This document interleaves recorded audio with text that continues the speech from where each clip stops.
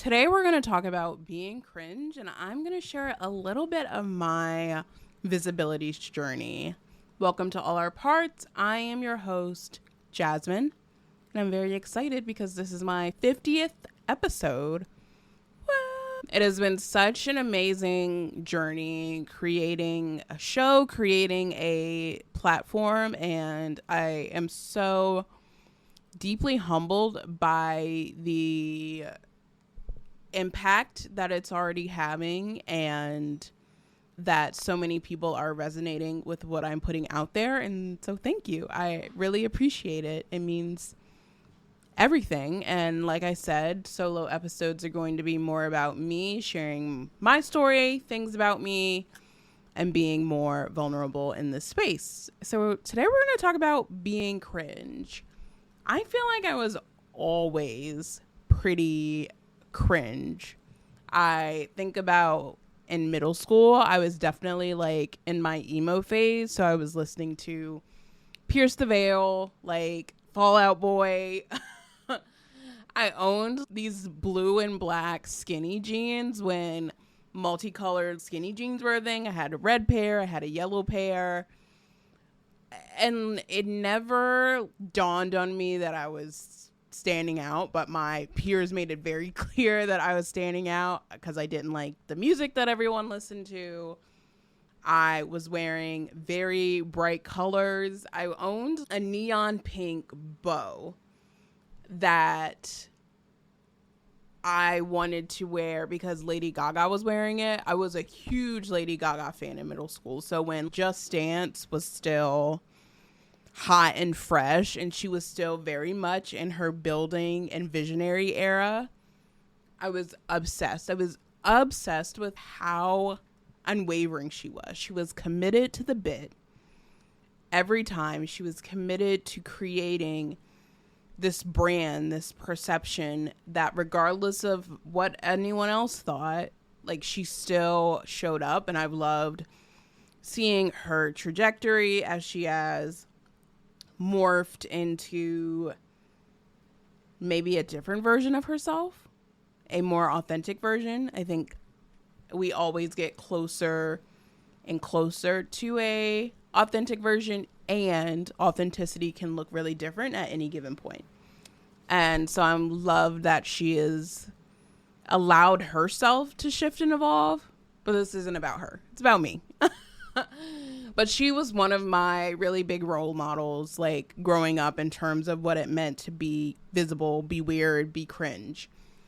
So given that I wasn't really popular in middle school, and I don't know anybody that was popular in middle school, I had braces. I clearly had glasses by then too. So I really had a lot going against me at that time. I also couldn't text. So at this time, this was when like texting, you pay by the text you send. So you have 50 texts, 50 or so like minutes on your phone. So I was also the weird kid who didn't really have the technology. And so it absolutely riddled my self-esteem when I think about it, and not feeling like I can relate to my peers or constantly feeling like the odd one out. At that age, it's really isolating, and I felt really isolated because I felt like no one wanted to really understand me, and it was just weird. I also went to a middle school where most people went to elementary school together, so they already had these really close ties. So I was coming in already. There was a lot going against me in middle school. High school, I wasn't popular, but I will say I was friends with just about everybody. So really cool kids, like theater kids. I was an athlete, so I played volleyball, and then I worked with the basketball and softball teams a little bit. I was a peer minister, which at my school, that was just like a mini mentor. And so I had a group of mentees who were freshmen my senior year. So I always carried this want to be a leader, to be out front. I still struggle with that word leader. I was also team captain of most of my volleyball teams, and not so much in the club space, but definitely in the school space. I was the odd one out. It wasn't that I didn't get along with most of my teammates, but I did not care about the same things as them at the time. And so we didn't have a lot that we could relate to.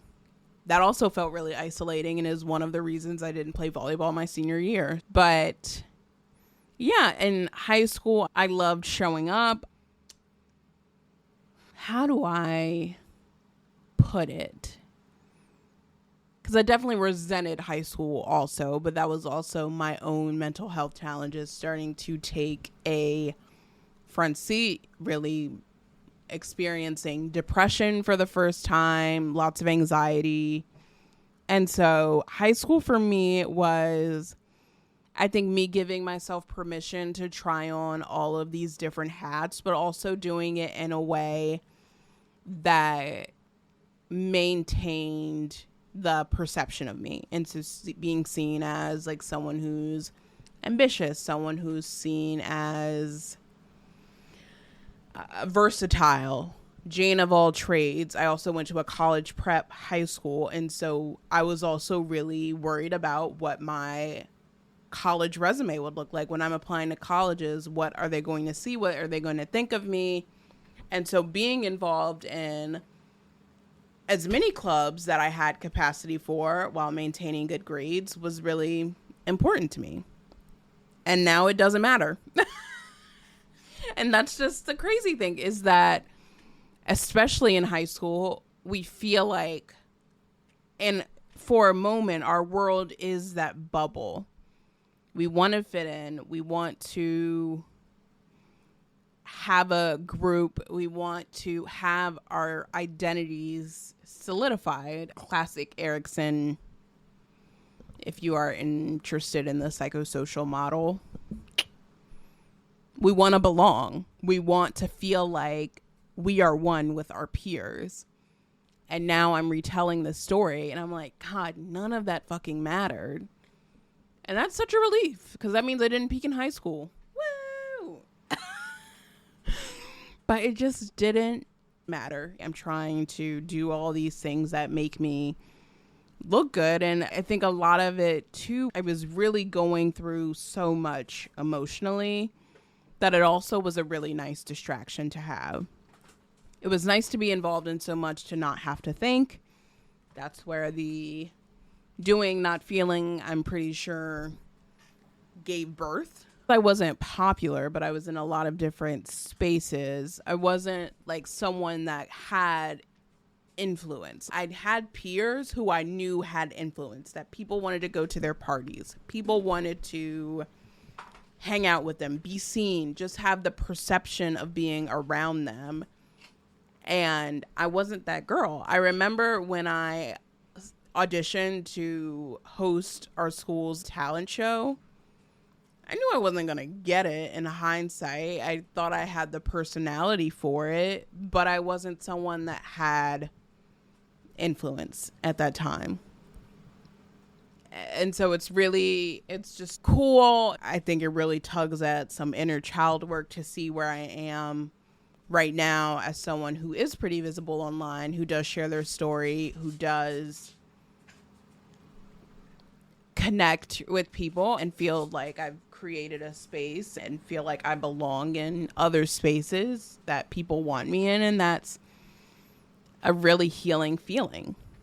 And so fast forward to college, undergrad, I definitely belonged. I think that's where I started to experience some belonging, but not in a healthy way. So I was definitely the party girl. Fast forward to college, I definitely wanted to experience that traditional college belonging experience. Like, I was definitely at parties.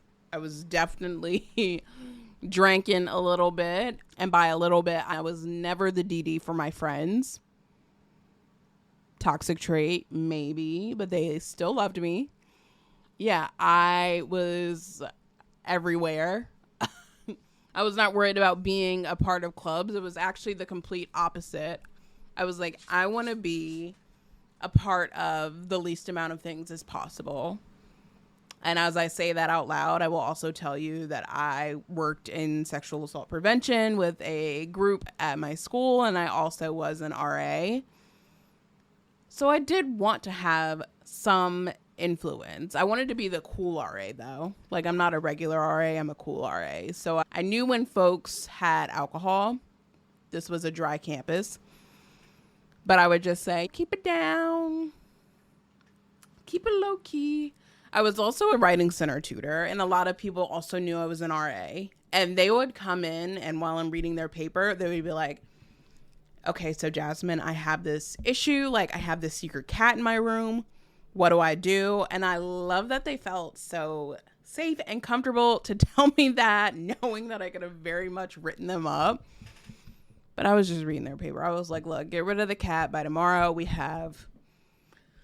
we're doing room checks at this time, on this day. Figure it out. So yeah, I loved having that behind the scenes so that I could help some folks out. And while I was an RA, I was still very much going to parties. I actually think I started partying more when I became an RA. That's my discomfort with responsibility and being perceived as one that stands out. And so I would see my residents at parties. I would get addresses from them. And she's one of the most important people in my life. She was our dean. And she would always say, Jasmine, you are not cut out to be an RA. And I used to be so offended because I was really good at community building, but not in the way an RA is probably meant to. So my senior year, I was not an RA anymore, needless to say. My mental health definitely took a big hit right before then, and so it just became unsustainable, and I could not maintain it. I think I was just really struggling with identity. I think I was with my first girlfriend at the time.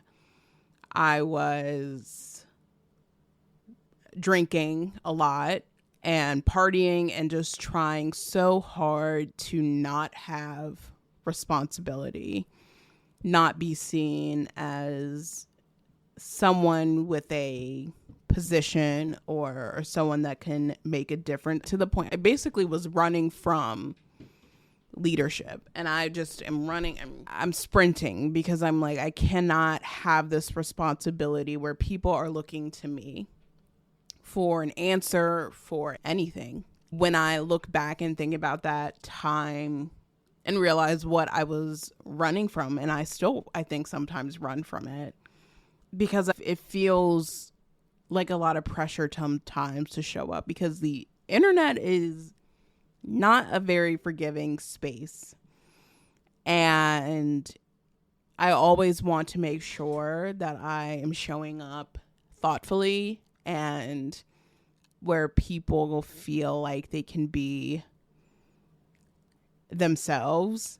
And I think as I reflect on all of my experiences, yes, running from leadership, running from even having, I think, potential. Because then I didn't know what to do with it at the time. So I definitely would have just self-sabotaged. Like, I think in my mind, there was no sense in me having or maintaining good things because I could not hold on to them. Which that in and of itself is its own limiting belief. Which absolutely fueled the self-sabotaging narrative. And so I didn't know what to do. And I think even more, I did not believe I deserved good things. I did not believe that I deserved to accomplish anything. And much more than that, anything after the age of 17 felt like a fluke. Because I didn't imagine that I would be around to see it. I didn't think that my life would turn out to be anything after that. And so thinking about stepping into any space of importance, of being seen, of being relied on, being accountable to people, it didn't make sense to me, because everything just felt like chance, basically, that I got lucky, that it just landed in my lap. And yeah, I didn't expect to go in that direction, but that's the truth of it. I have struggled with SI for a bit, starting in high school, and I would say up until maybe 2-3 years ago, after getting a diagnosis of OCD, of getting on the right medication, it's something that I have been able to manage a lot better, but it's very passive. It's very much, oh, I wonder if I didn't wake up this morning. I wonder what it'd be like if I just slept for a week. I wanted to escape my life so much. And so God forbid being seen, because if I want to escape it, I don't want anyone to see me. I don't want anyone to recognize that I'm hurting so much. I want to hide. And so I lived my life in a way that allowed me to hide, while also giving myself permission to step into these spaces that required me to be seen and show up for other people. And so now I'm very visible, and I'm learning that I have put in the hard work and get to receive that. Something I like to say when I think about therapy, when I think about working with people, is that people deserve better. And part of the shift for me is I am also people. And so I deserve better, and I deserve to be happy, and I deserve to give myself credit for the work that I put into maintaining my life. And I'm so impressed that I haven't escaped just yet. I want people to be themselves, because I know what it's like to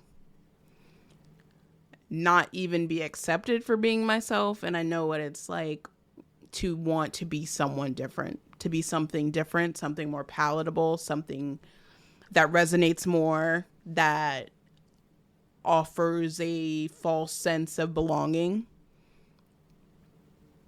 And so my platform's all about showing up and authenticity, because it's what saved my life. I believe it's what's given me so much freedom to be. And as I've learned to accept myself more for everything that I am better at accepting other people and allowing other people to love and accept me. And that has been the biggest journey in and of itself. And I'll talk about it another time. But part of showing up is knowing I already know what it's like to hate myself. I already know what that feels like. And so I'm trying something different, and I'm seeing how it goes. And so far, I like how it feels. So keep doing the cringe thing. Keep showing up. Every time you give yourself permission to show up and be cringe, you are giving yourself permission to be accepted for who you are. That's all I've got today. I'm excited for my guest episode this week. I am talking with Nina Badson about friendship, and I was on her podcast during a conversation about friendship, and so I'm so excited to be sharing our conversation together on Friday. Rate the show. I would love to hear your thoughts. You can find me at Healing with Jasmine, but I'll see you all soon.